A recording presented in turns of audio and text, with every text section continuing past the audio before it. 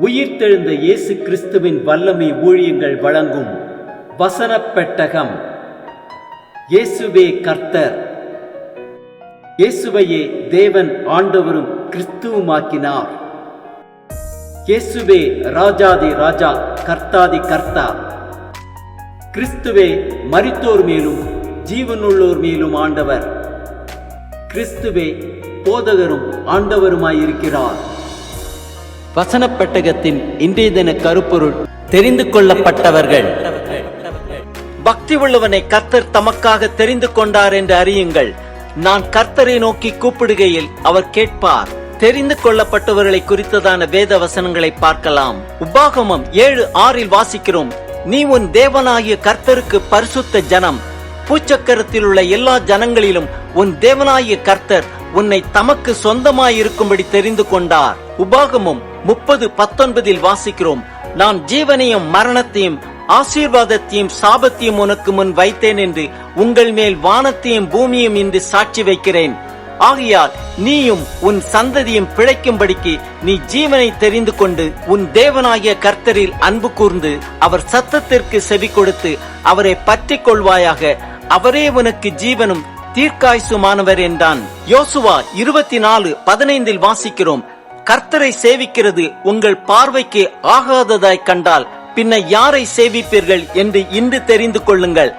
நானும் என் வீட்டாருமோவென்றால் கர்த்தரையே சேவிப்போம் என்றான். 2 நாளாகமும் 6:6 வாசிக்கிறோம்: என் நாமம் விளங்கும் ஸ்தானமாக எருசலேமையும் என் ஜனமாகிய இஸ்ரவேலின் மேல் அதிபதியாயிருக்க தாவீதையும் தெரிந்து கொண்டேன் என்றார். 2 நாளாகமும் 7:16 வாசிக்கிறோம்: என் நாமம் இந்த ஆலயத்தில் என்றென்றைக்கும் இருக்கும்படி நான் இதை தெரிந்து கொண்டு பரிசுத்தப்படுத்தினேன். என் கண்களும் என் இருதயமும் என்னாலும் இங்கே இருக்கும். சங்கீதம் 25:12 வாசிக்கிறோம்: கர்த்தருக்கு பயப்படுகிற மனுஷன் எவனோ அவனுக்கு தாம் தெரிந்து கொள்ளும் வழியை போதிப்பார். 1 கொரிந்தியர் 1:27-28 வாசிக்கிறோம்: ஞானிகளை வெட்கப்படுத்தும்படி தேவன் உலகத்தில் பைத்தியமானவைகளை தெரிந்து கொண்டார். பலமுள்ளவைகளை வெட்கப்படுத்தும்படி தேவன் உலகத்தில் பலவீனமானவைகளை தெரிந்து கொண்டார். உள்ளவைகளை அவமாக்கும்படி உலகத்தில் இழிவானவைகளையும் அற்பமாய் எண்ணப்பட்டவைகளையும் இல்லாதவைகளையும் தேவன் தெரிந்து கொண்டார். எபேசியர் 1:4 வாசிக்கிறோம்: தமக்கு முன்பாக நாம் அன்பிலே பரிசுத்தமுள்ளவர்களும் குற்றமில்லாதவர்களுமாய் இருப்பதற்கு அவர் உலக தோற்றத்துக்கு முன்னே கிறிஸ்துவுக்குள் நம்மை தெரிந்து கொண்டார்.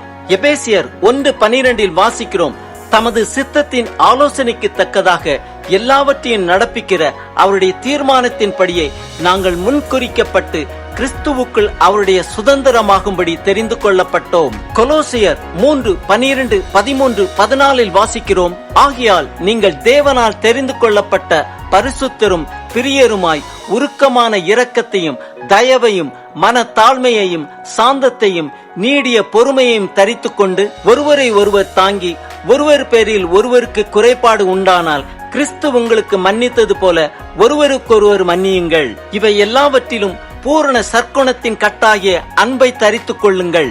2 தெசலோனிக்கர் 2:13 வாசிக்கிறோம்: கர்த்தருக்கு பிரியமான சகோதரரே, நீங்கள் ஆவியினாலே பரிசுத்தமாக்கப்படுகிறதுனாலும் சத்தியத்தை விசுவாசிக்கிறதினாலும் இரட்சிப்படையும்படிக்கு ஆதி முதல் தேவன் உங்களை தெரிந்து கொண்டபடியினாலே நாங்கள் உங்களை குறித்து எப்பொழுதும் தேவனை ஸ்தோத்திரிக்க கடனாளிகளாயிருக்கிறோம்.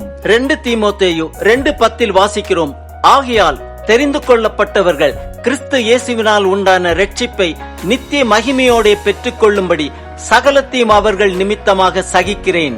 தீத்து 1:3-4 வாசிக்கிறோம்: பொய்யுரையாத தேவன் ஆதிகாலம் முதல் நித்திய ஜீவனை குறித்து வாக்குத்தத்தம் பண்ணி அதை குறித்த நம்பிக்கையை பற்றி தேவ பக்திக்கேதுவான சத்தியத்தை அறிகிற அறிவும் விசுவாசமும் தேவனால் தெரிந்து கொள்ளப்பட்டவர்களுக்கு உண்டாகும்படி ஏற்ற காலங்களிலே நம்முடைய இரட்சகராகிய தேவனுடைய கட்டளையின்படி எனக்கு ஒப்புவிக்கப்பட்ட பிரசங்கத்தினாலே தமது வார்த்தையை வெளிப்படுத்தினார்.